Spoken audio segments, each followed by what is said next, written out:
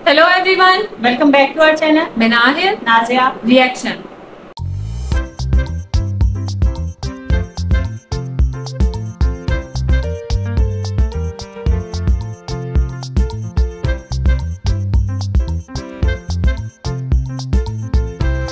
तो आज इस वीडियो पे हम रिएक्शन देने जा रहे हैं। इसका टाइटल है वीडियो का टाइटल है क्या कहता है इस्लाम। डिबेट है मौलाना वर्सेस एक्स मुस्लिम की और इनके चैनल का नेम है न्यूज नेशन। आज हम लोग इस वीडियो पे रिएक्शन करने जा रहे हैं। वीडियो का लिंक और टाइटल आपको मिल जाएगा डिस्क्रिप्शन बॉक्स में। और अगर आप हमारे चैनल पे नए हैं तो जल्दी से सब्सक्राइब करें और ज्यादा से ज्यादा फ्रेंड्स और फैमिली के साथ शेयर करें। जल्दी से पढ़ते हैं वीडियो की जानिब और देख लेते हैं ये वीडियो। नमस्कार, आप देख रहे हैं न्यूज नेशन के डिजिटल प्लेटफॉर्म की एक खास पेशकश क्या कहता है इस्लाम। मैं हूं आपके साथ अनुराग दीक्षित। क्या कहता है इस्लाम में आज बात इस्लाम के पवित्र महीने रमजान की, सवाल के साथ कि क्या रमजान के पाक महीने में जंग लड़ी जा सकती है। इस मुद्दे पर इस्लाम में क्या कुछ कहा गया है और क्या कुछ दिखता है पूरी दुनिया में, इस पर बात करेंगे। हमारे साथ दो खास मेहमान जुड़ रहे हैं। हमारे साथ मौलाना अनीस मलिक साहब हैं, इस्लामिक मामलों के जानकार। साथ ही साथ सलीम वास्तिक साहब हमारे साथ जुड़ रहे हैं, एक्स मुस्लिम। आप दोनों का बहुत बहुत स्वागत है। अनीस मलिक साहब, रमजान के पाक महीने में जंग लड़ी जाए ना लड़ी जाए, इस्लाम में क्या कुछ कहा गया है? रमज़ान के पाक महीने में ही जंगें लड़ी गई हैं, ऐसा नहीं है कि जंगें नहीं लड़ी हैं जी। जंगे बदर भी रमज़ान के पाक महीने में लड़ी गई थी जी। तो ऐसा नहीं है कि रमज़ान के पाक महीने में जंग नहीं लड़ी जा सकती। अगर अपनी जो है ना वसात को बचाने के लिए, अपने मज़हब को बचाने के लिए, अपने मज़हब की आन बान शान के लिए कोई भी महीना हो, उसमें जंग लड़ने में क्या दिक्कत है? ठीक है, जंग कभी भी लड़ी जा सकती है। अनीस मलिक साहब जी, जंग कभी भी लड़ी जा सकती है, आप ये कह रहे हैं? जी, कभी भी लड़ी जा सकती है। ठीक है। सलीम वास्तिक साहब, रमज़ान के बारे में जितना हमने पढ़ा है, आप हमें दुरुस्त कीजिएगा। हमने अब तक ये पढ़ा है कि रमज़ान का बहुत ही पाक महीना होता है, आप झूठ नहीं बोल सकते हैं, गुस्सा तक नहीं आपको करना चाहिए, लड़ाई झगड़ा तो बहुत दूर की बात है। और अनीस मलिक बता रहे हैं कि आप तो जंग लड़ सकते हैं।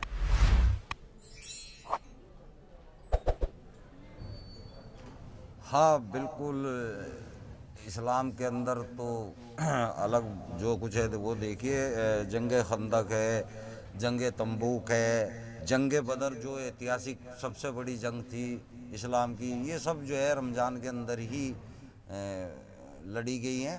तो ऐसा तो नहीं है कि रमज़ान के अंदर मनाही है, शांति तो किसी भी महीने में फैला सकते हैं, कोई ऐसी दिक्कत नहीं है। ठीक है, आप करें कि रमजान का जो पाक महीना है उसमें भी जंग लड़ी जा सकती है, कोई दिक्कत नहीं है। इतिहास बताता है इस्लाम का कि जो बड़ी जंग है वो रमजान के पाक महीने में हुई है।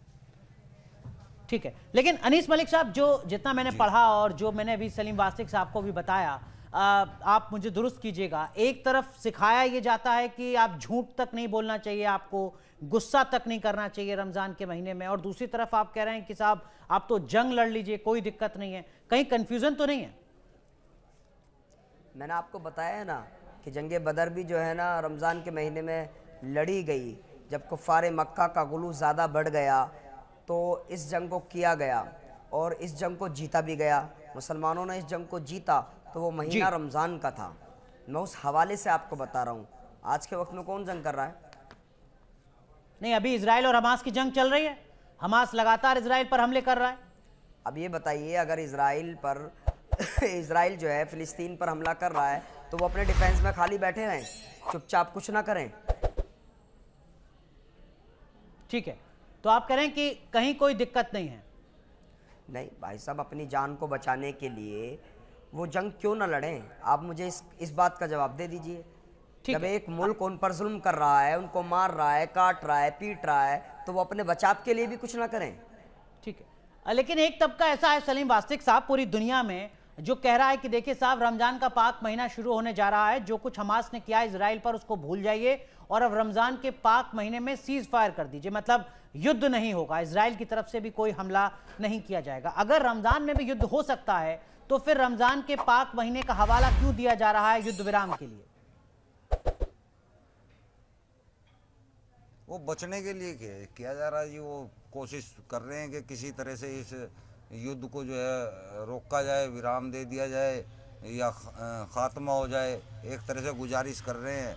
और ये कई मुल्क जो है इकट्ठे होकर इस चीज़ की गुजारिश कर रहे हैं, जबकि इस्लाम के अंदर ये नहीं है कि भाई आप रमज़ान के अंदर कोई जंग नहीं लड़ सकते हैं। अभी तक जो बड़ी बड़ी जंगें हुई हैं वो सब रमज़ान के अंदर ही हुई हैं, या फिर जुम्मे की नमाज के बाद जो छोटी जंगें होती हैं, घरेलू जंगें होती हैं, वो नमाज के बाद, जुम्मे की नमाज के बाद स्टार्ट होती हैं। ठीक है अनीस मलिक साहब, फिर ये जो दलील दी जा रही है कि रमज़ान के पाक महीने में सीज फायर किया जाए, इजराइल की तरफ से कोई हमला ना हो, इस बात का तो कोई मतलब नहीं रह जाता? नहीं, देखिए किस तरीके से इजराइल लगातार फ़िलिस्तीन पर जुल्म कर रहा है, छोटे छोटे मासूम बच्चों को कत्ल कर रहा है। किस मज़हब की किताब में ये लिखा है कि अगर किसी मुल्क से जंग हो तो उसके छोटे छोटे मासूम बच्चों को कत्ल कर दिया जाए, उनकी महिलाओं के साथ गलत काम किया जाए? ये क्या हो रहा है? ये क्या हो रहा है बताइए ना। पहला हमला तो हमास ने किया था ना, अभी हाल फिलहाल में तस्वीरें पूरी दुनिया ने देखी थी। तस्वीरें आपको बच्चों की तस्वीरें नजर नहीं आती? जब काउंटर अटैक किया जा रहा है तो कहा जा रहा है कि फिलिस्तीन के बच्चों की तस्वीरें आपको नजर नहीं आती?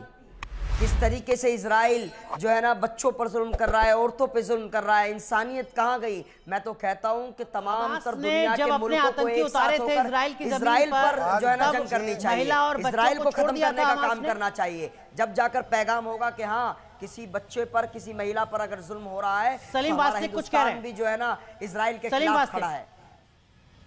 इजराइल के अंदर बच्चे नहीं है, इजराइल के अंदर बच्चे नहीं है, वहाँ सारे बड़े बड़े और बुढ़े आदमी हैं, वहाँ भी तो बच्चे हैं ना। उसको ख़त्म कर दिया जाए, उसको नेस्ता नाबूद कर दिया जाए।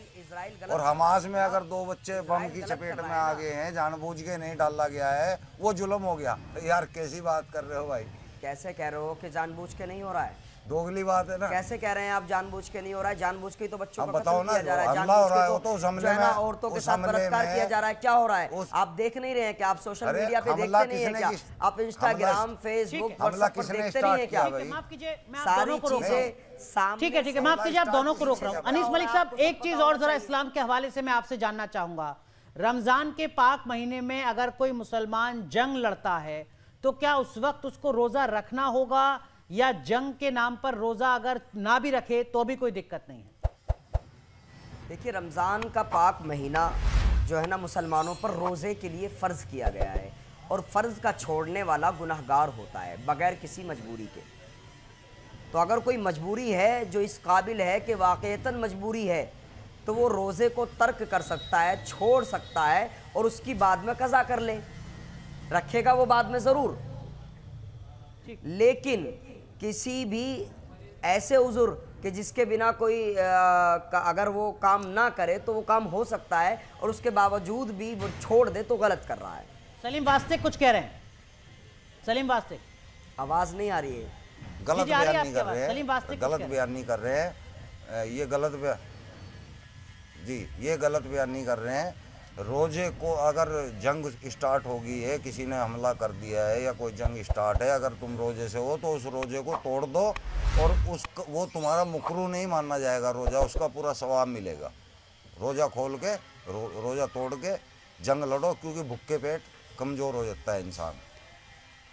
तो वीडियो हम लोगों ने वॉच की, और एक पार्ट हम लोगों ने आधी वीडियो वॉच की है, और काफी अच्छा टॉपिक इनका चल रहा है कि रमजान के महीने में जो है वो जंग लड़ी जा सकती है या नहीं। अच्छा, मुझे ये समझ नहीं आती कि इन्होंने ये शायद इन्होंने ना इसलिए ये टॉपिक रखा है कि अभी जैसे इन्होंने खुद ही बताया कि रमजान में जैसे सीज फायर का कहा गया था और ये वो, तो जैसे इन्होंने ये जो एक्स मुस्लिम वगैरह या जो मौलाना बैठे हुए, इन्होंने बोला कि वो जंग को थोड़ी देर के लिए रोकने के लिए, क्योंकि इतना पे दर पे हमले हो रहे हैं, कभी एक साइड से हो रहे हैं, कभी दूसरी साइड से, और बाकी फलस्तीन में कि ऐसी ऐसी वीडियोस जो है वो सामने आती है ना कि मतलब दिल जो है वो दहल का रह जाता है। और मैं यहाँ पर ये कहना चाहूंगी कि साहिल की हमने एक वीडियो वॉच की थी जिसमें वो कह रहा था कि अल्लाह ताला क्यों जो है ना वो तकलीफ देता है अपने बंदे को, उससे जितनी उसकी बर्दाश्त से ज्यादा क्यों तकलीफ देता है। मैं वीडियोस देख रहा था, कोई बीमार था शायद या क्या, वो उठ भी नहीं सकता था, बैठ भी नहीं सकता था, और मेरे आंखें जो है ना वो खून के आंसू रो रही थी।